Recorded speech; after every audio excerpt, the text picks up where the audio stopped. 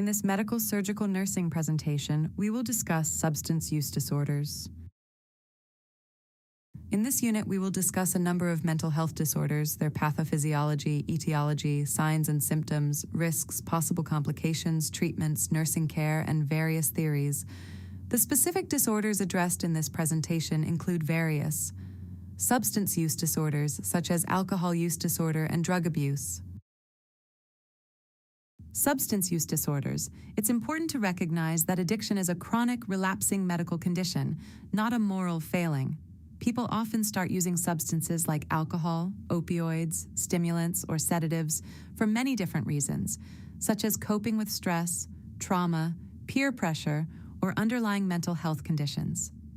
Over time, the brain's reward system becomes altered, making it difficult for the person to stop even when they begin experiencing serious physical, emotional, social, or legal consequences. Nurses want to approach these patients with empathy and non-judgment, understanding that addiction affects brain chemistry and behavior. The slide describes 3 key concepts: addiction, tolerance, and withdrawal. Addiction refers to the continued compulsive use of a substance despite negative consequences. This means the person may keep using even though they know it is causing harm. Tolerance develops when the body adapts to the substance, meaning the person needs higher doses to feel the same effects. This is why someone may start with small amounts and gradually increase use without realizing the danger. The third concept is physical withdrawal syndrome, which happens when the body becomes dependent on a substance. When the substance is suddenly reduced or stopped, the body reacts with uncomfortable or dangerous symptoms. Withdrawal symptoms vary depending on the substance. For example, opioid withdrawal may cause flu-like symptoms, while alcohol withdrawal can lead to tremors, seizures, or delirium tremens, which can be life-threatening. Understanding these signs helps nurses recognize risk and respond quickly. It's important to reinforce safety for these patients.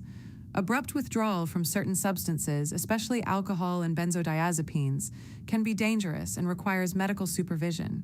Supportive care, monitoring vital signs, ensuring hydration, and reporting severe symptoms to the provider are critical nursing responsibilities. A compassionate approach helps reduce stigma and encourages patients to seek and continue treatment. The etiology of substance use disorders is complex and involves several risk factors. One theory is the addictive personality theory, which suggests that some people may be more impulsive or more drawn to risky behaviors. Another explanation comes from psychoanalytic theory, which suggests unresolved emotional conflicts from early stages of development may contribute to substance use as a coping mechanism. The biological theory emphasizes genetics and differences in the brain's reward pathways. Research shows that people with a family history of addiction have a higher risk of developing substance use disorders themselves due to inherited vulnerabilities and environmental influences.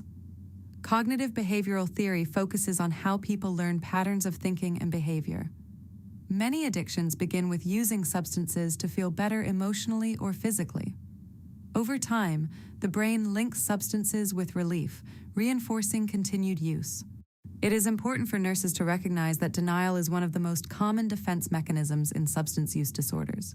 Patients may genuinely believe they can quit any time or that their use isn't affecting others, even when the consequences are clear. This denial keeps them from seeking help until the problem becomes severe.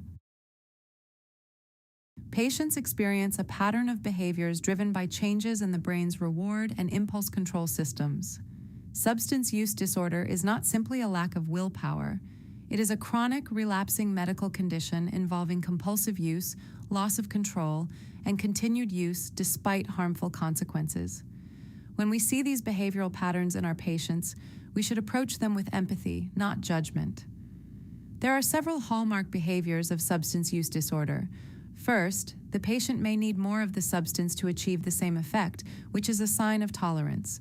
This often leads to an increased amount of time spent seeking, using, or recovering from the substance. Many patients begin giving up hobbies, friendships, or family routines because substance use becomes the central focus of their day. Another key feature is unsuccessful attempts to quit. Patients often describe wanting to stop but feeling unable to do so, even when they recognize the consequences. When substance use interferes with their job, school, or family responsibilities, that's a clear indicator of functional impairment. They may arrive late, miss shifts, or have conflict at home due to intoxication or withdrawal. Patients may also continue using even when they know it is causing physical, psychological, social, or legal problems. For example, they may experience multiple DUIs, workplace discipline, or strained relationships, but continue the pattern of use.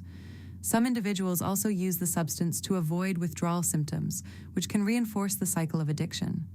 Finally, participation in hazardous situations, such as driving under the influence or using substances while caring for children or working, is another sign of a significant disorder. Nurses must recognize these warning signs so we can report safety concerns, support the patient through withdrawal, and help guide them to treatment options. We also need to stay aware that nurses themselves are at risk for substance misuse, often related to stress, trauma exposure, and access to medications. Early recognition and early reporting can save careers and lives. There are additional symptoms that appear in alcohol use disorders, especially as drinking becomes more frequent or more severe. When someone drinks heavily in short periods, they may experience binge drinking episodes. Binge drinking can cause sudden and dangerous drops in judgment, coordination, and awareness. Blackouts are another major warning sign. A blackout is not the same as passing out. It means the person continues to function and interact normally, but cannot remember events afterward due to the impact of alcohol on the brain's memory centers. This is a strong indicator of harmful alcohol use and can lead to unsafe decisions or unintentional injuries. Vomiting and dehydration are also common. Alcohol irritates the stomach lining, and vomiting increases the risk of electrolyte imbalance and aspiration, especially if the person is unconscious or impaired. Disorientation is another sign that the body and brain cannot keep up with the amount of alcohol in the system. When someone becomes confused, forgetful, or slow to respond, it reflects the depressant effects of alcohol on the central nervous system. Over time, repeated heavy drinking weakens the immune system, making the person more vulnerable to infections. Alcohol also slows reaction time and affects balance, increasing their risk for accidents, falls, burns, or injuries. As nurses, it's important to remember that alcohol use disorders can occur in anyone, regardless of background. Older adults may develop drinking problems due to loneliness or chronic pain, while teens may start due to peer pressure or stress. Heavy drinking is associated with a significant reduction in life expectancy. Research estimates about 10 to 12 years shorter on average. Recognizing patterns like frequent blackouts, ongoing vomiting, or repeated injuries can help you identify patients who may need additional support, screening, or referral for treatment. Alcohol withdrawal is one of the most dangerous types of substance withdrawal you will encounter as a nurse. Alcohol withdrawal begins when the central nervous system, which has adapted to the depressant effects of alcohol, suddenly becomes overstimulated after alcohol intake stops. This usually begins 4 to 12 hours after the last drink, so even patients who appear calm on admission may become symptomatic shortly after arrival. It's important for nurses to recognize this early window so symptoms do not go unnoticed. Withdrawal symptoms will peak between 24 and 48 hours, and this is the time when patients are most at risk for severe complications. Mild to moderate withdrawal may include anxiety, irritability, tremors, nausea, sweating, and elevated vital signs. However, for some patients, withdrawal can escalate into delirium tremens, often referred to as DTs. DTs are a life-threatening condition involving profound confusion, disorientation, hallucinations, severe tremors, and autonomic instability. These patients may experience visual or tactile hallucinations, such as seeing insects or feeling things crawling on their skin. Their tremors can progress to full body shaking, and they may develop seizures, which typically occur within the first 24 hours, but can occur later. When you see elevated blood pressure, rapid pulse, fever, and increasing agitation, you must treat the situation as a medical emergency. Without treatment, delirium tremens carries a high mortality rate due to arrhythmias, seizures, and cardiovascular collapse. Nurses play an important role in frequent monitoring, reporting changes in vital signs, ensuring the environment is calm and safe, and assisting with medication administration such as benzodiazepines under the provider's supervision. Early recognition and timely intervention save lives in alcohol withdrawal. Therapeutic interventions used to support patients with substance use disorders. Remember that recovery from addiction is not a quick process. Patients often move through several stages and relapse can occur. The focus of treatment is both physical stabilization and long-term behavior change. Support groups such as Alcoholics Anonymous or Narcotics Anonymous give patients a safe place to connect with peers who understand their struggles and can provide encouragement throughout recovery. Cognitive behavioral therapy, or CBT, is a widely used treatment because it teaches patients how to identify triggers, challenge unhealthy thought patterns, and develop healthier coping skills. This helps reduce the urge to return to substance use. Psychotherapy also plays a key role in addressing underlying emotional issues, past trauma, or mental health conditions that may contribute to addiction. Family involvement is often just as important because addiction impacts the entire household, and improving communication and boundaries supports long-term success. Screening, brief intervention, and referral to treatment, known as SBIRT, is used in many healthcare settings, including primary care and emergency departments. Nurses may assist with screening tools or provide education. SBIRT helps identify patients early and connects them with appropriate services before the disorder becomes severe. Medication-assisted treatment is another essential component, depending on the substance involved. For alcohol use, medications like disulfiram, acamprosate, and naltrexone can help reduce cravings or discourage use. For opioid use, medications such as methadone, buprenorphine, and buprenorphine naloxone, Suboxone, can help stabilize withdrawal symptoms and reduce the risk of overdose. Some patients may require hospitalization, especially during detoxification or if withdrawal symptoms become severe.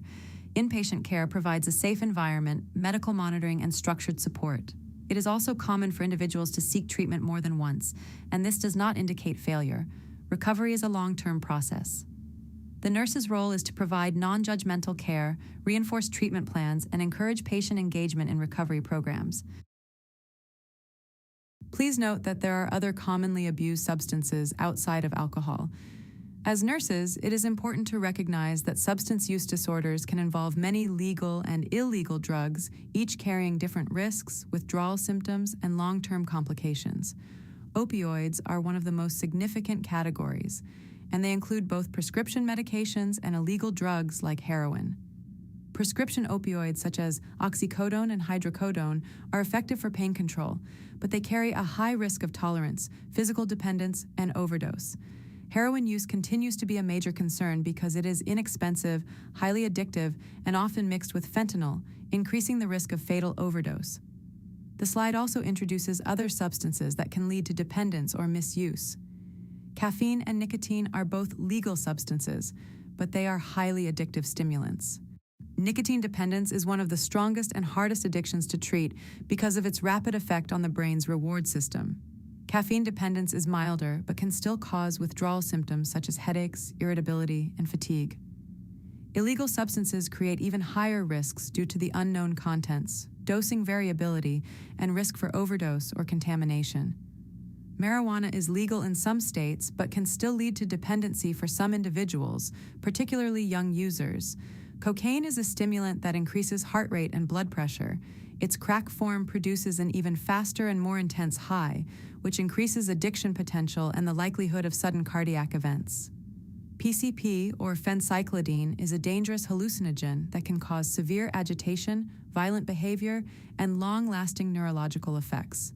Methamphetamine, or meth, is a powerful stimulant that creates intense euphoria but causes extreme damage to the brain and body over time. It is associated with severe dental decay, skin infection from picking behaviors, malnutrition, and long-term cognitive impairment.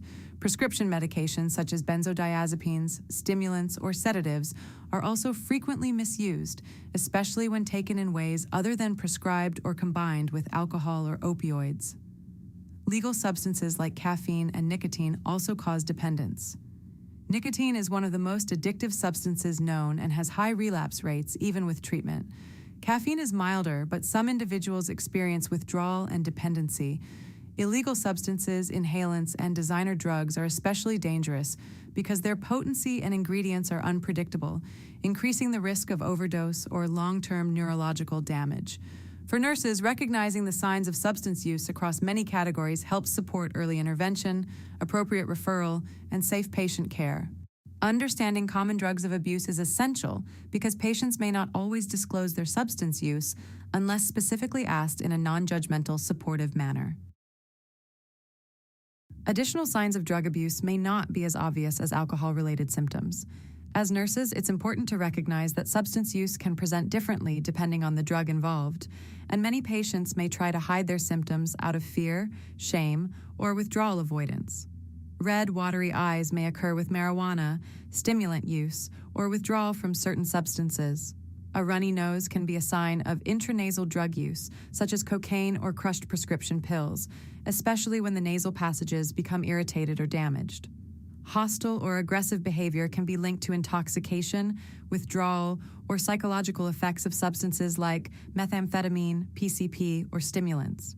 These patients may be unpredictable or agitated, and safety precautions should always be considered when providing care. Paranoia is another concerning symptom. It can occur with hallucinogens, methamphetamine, cocaine, or withdrawal from certain drugs. Patients may appear fearful, suspicious, or confused, which can impact their ability to follow care instructions. One of the most visible signs of injection drug use is the presence of needle tracks, often found on the arms, hands, or legs. These may appear as scabs, bruises, or linear puncture marks. Over time, repeated injections can cause scarring, infection, or collapsed veins.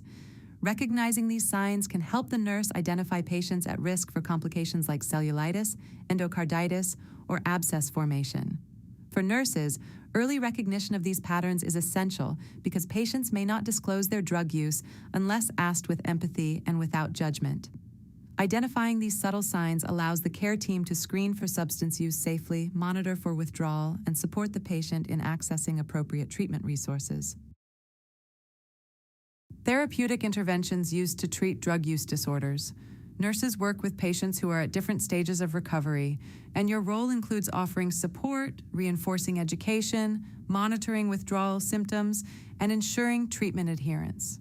One of the most common support options is Narcotics Anonymous. This is a peer-led recovery group that uses a 12-step model, similar to Alcoholics Anonymous, where individuals work through steps that promote accountability, reflection, and long-term sobriety. These programs help patients build a community of people who understand addiction and provide encouragement during recovery.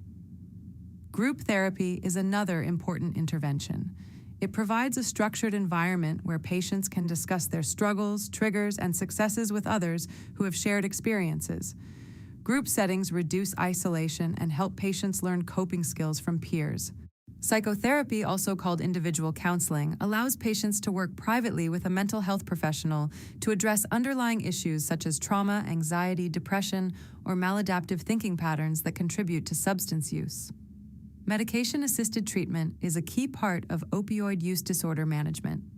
Methadone programs provide a long-acting opioid medication that prevents withdrawal symptoms and reduces cravings, helping stabilize patients so they can engage in counseling and life changes.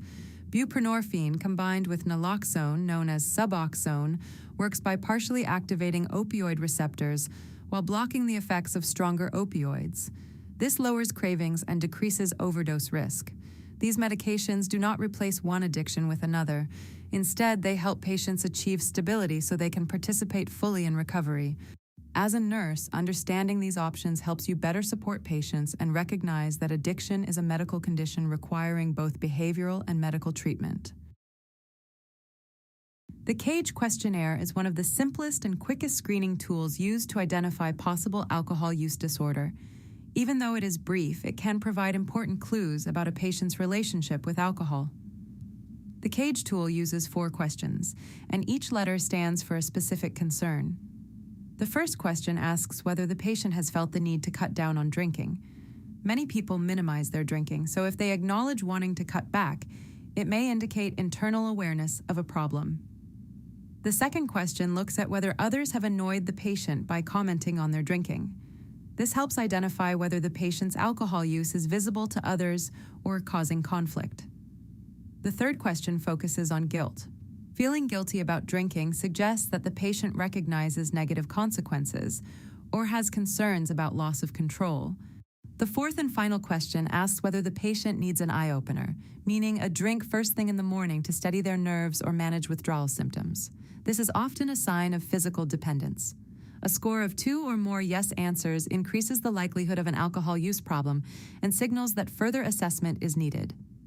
It's important to remember that the CAGE questionnaire was originally developed for alcohol use and has not been fully validated for broader substance use disorders. Even so, many healthcare settings still use it because it is easy to administer. When you use screening tools like CAGE, approach the patient with empathy and without judgment. Your goal is to identify concerns early so the patient can receive appropriate support, education, and referral to treatment if needed. Substance use disorders affect not just the individual, but the people around them. Substance use is never an isolated personal issue. When someone is struggling with addiction, it impacts family members, children, co-workers, and the overall functioning of the household or workplace. Relationships often become strained or dysfunctional because the person using substances may lie, hide their behavior, or deny the consequences. Over time, the people around them may begin enabling their behavior. This means covering for them, making excuses, or taking over responsibilities the person is neglecting. This leads to the unhealthy pattern known as codependency, where the support person becomes overly focused on the other person's substance use and may have difficulty setting boundaries. As a safety reminder, approximately 10% of nurses in the United States will struggle with alcohol or drug misuse at some point in their careers. This means that addiction affects the healthcare workforce too. It is the nurse's ethical and legal responsibility to report impaired coworkers to ensure patient safety and to help colleagues get the support they need. If you ever notice a coworker behaving unsafely, appearing impaired, or showing patterns of drug diversion, it is essential to report the concern immediately and follow facility policy. Ineffective denial is extremely common nursing diagnosis in patients with substance use disorders. Denial occurs when a patient minimizes, rationalizes, or completely rejects the seriousness of their substance use. The nurse's role is not to diagnose the disorder itself, but to recognize when denial interferes with treatment and to use therapeutic communication to promote insight and safety. Expecting sobriety means setting clear boundaries in the clinical environment. Patients should understand that when they are in your care, you expect them to remain substance-free, and this expectation supports both safety and trust. Identifying behaviors while the patient is under the influence is also important. This helps the patient begin to see patterns and consequences they may be ignoring. Teaching patients about the physical impact on their body helps break through denial with factual, non-judgmental information. Many patients do not fully understand how substances affect their liver, heart, nervous system, or mental health. When you explain these effects calmly and clearly, patients are more likely to accept the need for change. Being honest means addressing substance use directly in a therapeutic manner. Avoid minimizing concerns and speak respectfully but clearly when behaviors jeopardize safety or interfere with care. Connecting patients with support groups is critical because recovery requires ongoing community and accountability. Support groups help patients feel less alone and offer practical strategies for staying sober. Confronting behaviors does not mean being harsh. It means addressing unsafe or manipulative behaviors in a direct but therapeutic way. Positive reinforcement is essential to motivate change. Even small steps toward sobriety deserve acknowledgement. Providing a safe environment includes reducing triggers, removing harmful items, and ensuring the patient is supervised if they are at risk for withdrawal or relapse. During hospitalization, always observe for concealed substances or signs of intoxication, because some patients may attempt to use while admitted. Practicing tough love refers to setting consistent boundaries and not enabling destructive behaviors. This is not about being punitive. It is about preserving safety, promoting accountability, and supporting long-term recovery. This concludes the presentation. Thank you.